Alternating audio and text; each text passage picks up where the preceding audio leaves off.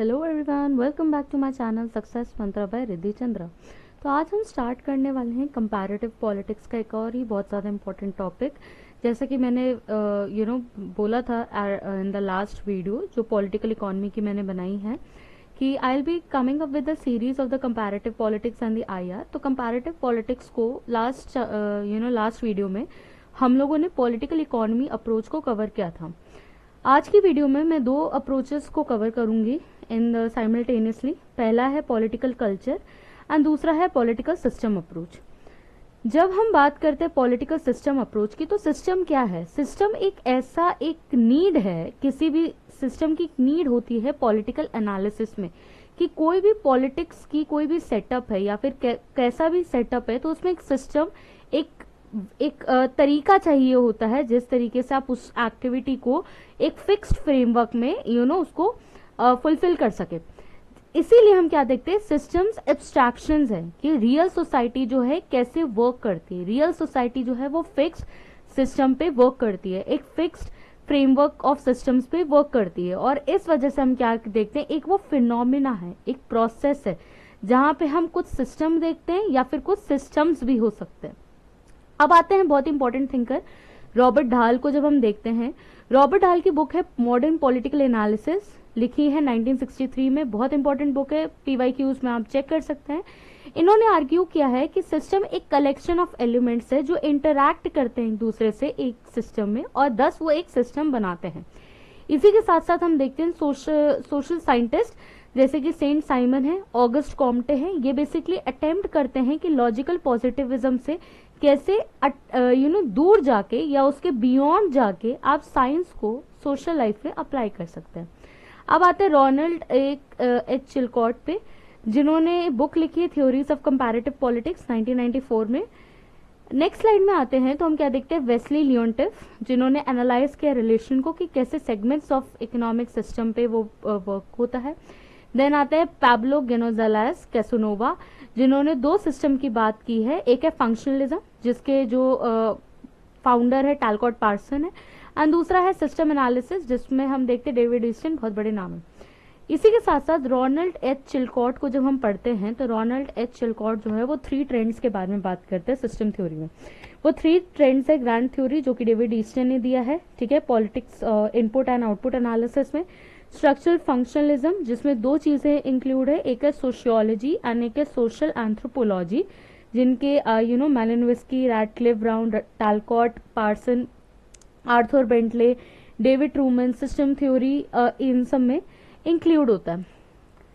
Next हम देखते हैं, सबसे पहले जो है सिस्टम थ्योरी जो है डेविड ईस्टन की। डेविड ईस्टन की एक बहुत ही इंपॉर्टेंट बुक है जिसका नाम है the political system and inquiry into the state of the political science, जो लिखी गई है 1953 में। एक और इनकी बुक है a framework for political analysis 1965 की, और इनका एक बहुत ही इंपॉर्टेंट स्टेटमेंट है जो PYQ रह चुका है, वो है politics as authoritative allocation of value. अब इनका जो मॉडल है इनपुट आउटपुट का, तो इनपुट क्या है इनके अकॉर्डिंग, एक ब्लैक बॉक्स की ये थ्योरी देते हैं डेविड ईस्टन। इस ब्लैक बॉक्स की थ्योरी में इनका ये मानना है कि इन्वायरमेंट में कुछ इनपुट्स होते हैं, इन्वायरमेंट जो है उसमें कुछ इनपुट्स होते हैं, उन इनपुट्स को हम डिमांड या सपोर्ट की तरह हम देख सकते हैं। वो कुछ डिमांड्स होते हैं सोसाइटी में जो हम देख सकते हैं। वो डिमांड्स जो हैं एक बॉक्स के अंदर जाते हैं जिसको एक पॉलिटिकल सिस्टम हम देखते हैं, और वो जब डिमांड्स एक पॉलिटिकल सिस्टम के बॉक्स के अंदर जाते हैं तो वो जो है आउटपुट क्रिएट होता है डिसीजंस एंड पॉलिसीज एनवायरनमेंट में। अगेन जब वो डिसीजन एंड पॉलिसीज जहां से आपका एनवायरनमेंट जनरेट करता है डिमांड्स, वही एनवायरनमेंट में डिसीजंस एंड पॉलिसीज को आप जब आउटपुट के तौर पर देते हैं सोसाइटी में या एनवायरनमेंट में, तो सोसाइटी जो है वो कुछ फीडबैक देती है, और फीडबैक जो है वापस से एक डिमांड क्रिएट करता है, and this loop is going on again and again. तो ये है इनपुट एंड आउटपुट एनालिसिस। अब हम देखते हैं कि 4 डिमांड्स क्या है, 4 सपोर्ट क्या है, 4 इनपुट्स क्या है। ये चीजें आपको बहुत इंपॉर्टेंट है, याद भी करनी है। 4 इनपुट जब हम देखते हैं तो इनपुट क्या है कि डिमांड है कि गुड्स को कैसे बांटा जाए, एलोकेट किया जाए। दूसरी डिमांड है कि बिहेवियर कैसे होना चाहिए सोसाइटी में। तीसरी डिमांड है पार्टिसिपेट कैसे कर सकते हैं पॉलिटिकल सिस्टम पे। चौथा डिमांड है कम्युनिकेशन एंड इंफॉर्मेशन के लिए। जब हम चार सपोर्ट की बात करते हैं तो चार सपोर्ट में हम देखते हैं कि मटेरियल सपोर्ट, सेकेंड है आपका obedience to laws rules and regulation, and तीसरा हम देखते हैं कि पार्टिसिपेट कैसे कर सकते हैं हम सोसाइटी के लॉज रूल्स में बाय वोटिंग, पॉलिटिकल डिस्कशंस। अब जब हम आउटपुट की बात करते हैं तो आउटपुट कैसे देख सकते हैं? पहले इकोनॉमिक्स वे में टैक्स कैसे आप ले सकते हैं, एक्सट्रैक्ट कर सकते हैं। दूसरा है बिहेवियर को आप कैसे रेगुलेट करेंगे। तीसरा है allocation of goods and services, and चौथा है सिंबॉलिक आउटपुट्स। अब आगे चलते हैं हम, तो हम देखते हैं कि स्ट्रक्चर, अभी तक हमने पढ़ा डेविड ईस्टन का ब्लैक बॉक्स थ्योरी, फिर हम आते हैं स्ट्रक्चरल फंक्शनल अप्रोच में।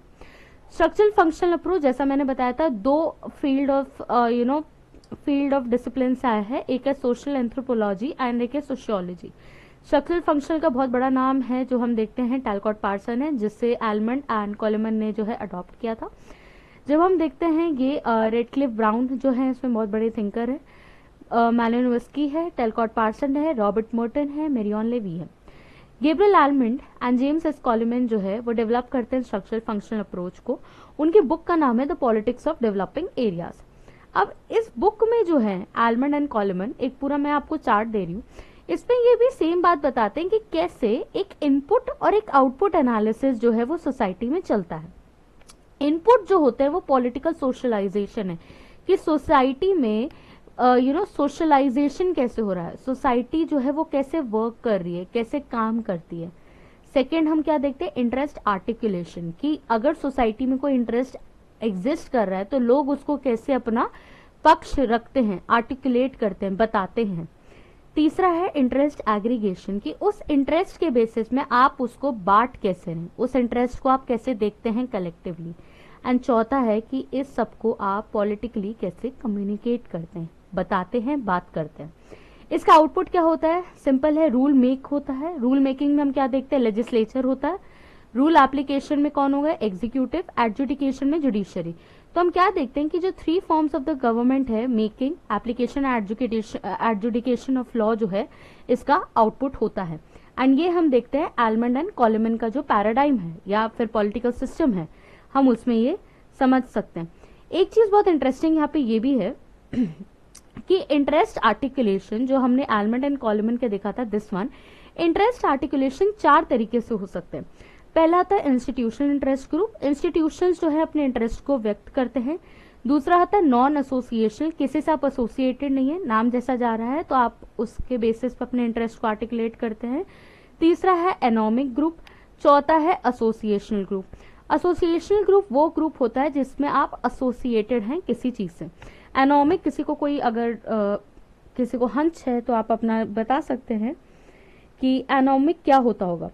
एनोमिक जो है बेसिकली हम क्या देखते हैं कि एनोमिक कंपैरेटिव पॉलिटिक्स में एक ऐसा ग्रुप होता है जहां पे आप जो है एक स्पॉन्टेनियस होते हैं, ग्रुप बन जाता है जो अपने एक्सप्रेस करता है डिससैटिस्फैक्शन को।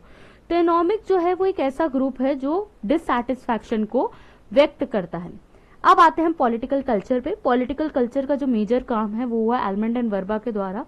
एलमंड एंड वर्बा की बहुत इंपॉर्टेंट बुक है जिसका नाम है सिविक कल्चर, जिसमें वो ग्रेट ब्रिटेन को बहुत पॉपुलर कल्चर मानते हैं, और उन्होंने 5 नेशंस का एक कंपैरेटिव स्टडी किया था जो था USA, great Britain, Germany, Italy and Mexico. इसी के साथ हम क्या देखते हैं, ये 3 टाइप के पॉलिटिकल कल्चर की बात करते हैं, जिसमें पहला है कॉग्निटिव, दूसरा है इफेक्टिव, तीसरा है इवैल्यूएटिव। एंड इसी के साथ साथ हम क्या देखते हैं, 3 काइंड के पॉलिटिकल कल्चर की भी बात करते हैं। टाइप्स क्या हैं, कॉग्निटिव, अफेक्टिव, इवैल्यूएटिव। जब हम काइंड्स में देख रहे हैं तो पेरोकियल हो गया नैरो, कि जहां पे पार्टिसिपेशन लेवल जो है पॉलिटिकल कल्चर में या पॉलिटिकल सोसाइटी में 0 है। सब्जेक्ट में 50% है कि people are treated as subject, जैसे कि राजा एंड प्रजा वाला सिचुएशन है। पार्टिसिपेंट में 100% पार्टिसिपेशन होगा, तो उससे आपको याद रखना है। जब हम बात करते हैं 3 टाइप्स ऑफ पॉलिटिकल कल्चर की, तो पॉलिटिकल कल्चर में जो सबसे पहला है कॉग्निटिव पॉलिटिकल कल्चर, उसमें हम क्या देखते हैं कि ये जो पॉलिटिकल कल्चर है वो 3 कंपोनेंट से डील करता है। पहला जो कंपोनेंट है पॉलिटिकल कल्चर का, वो बिलीव करता है नॉलेज पे एंड पॉलिटिकल सिस्टम पे, जहाँ पे रोल्स हैं कुछ एंड इनपुट्स एंड आउटपुट्स हैं। जब हम अफेक्टिव देखते हैं तो अफेक्टिव पॉलिटिकल कल्चर वो ये देखता है कि इफेक्ट उसका जो है सोसाइटी पे कितना होगा।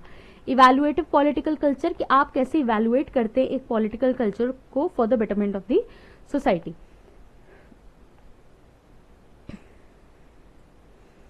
So with this, I end my today's video. Thank you so much for watching my video till the end. अगर आपको वीडियो पसंद आई हो तो आप लाइक शेयर सब्सक्राइब कीजिए, दोस्तों को शेयर कीजिए ये वीडियो ज़्यादा से ज़्यादा। और किसी को कोई हेल्प चाहिए हो यूजी एंड पीजी नोट्स और anything related material, do contact me and do share my channel, and thank you so much for watching my video till the end.